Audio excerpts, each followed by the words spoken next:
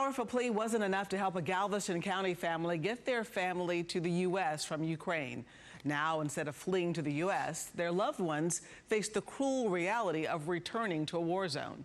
ABC 13's Nick Notario talked to them and joins us live here in the studio with why they weren't welcomed, huh? Yeah, this was really a tough one. They were very emotional talking to me. They certainly thought it wouldn't be this hard. They were in utter shock this morning when the U.S. Embassy denied the visa. They're exploring options, but fear what could come next.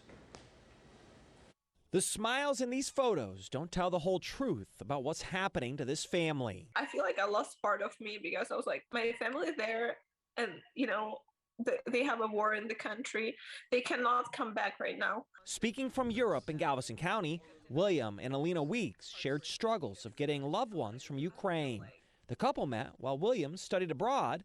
Alina moved from Ukraine to the U.S., where they got married. This week, the couple returned to Europe, this time to help Alina's sister and mother flee the war and come to the U.S. Will, tell us about this journey to try and get your family to the U.S.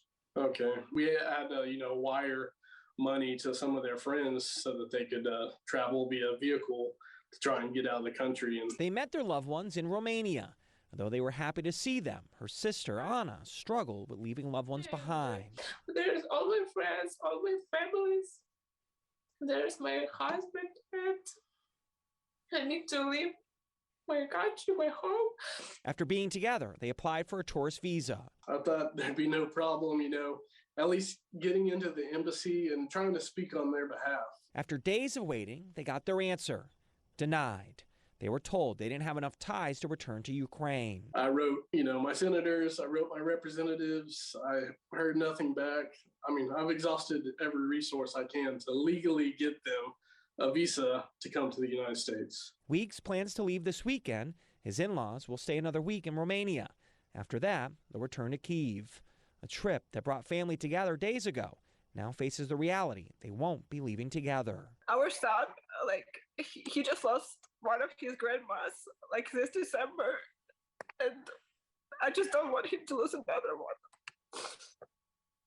Now, if you're scratching your head about why they can't get that tourist visa, well, immigration experts say it's not so easy.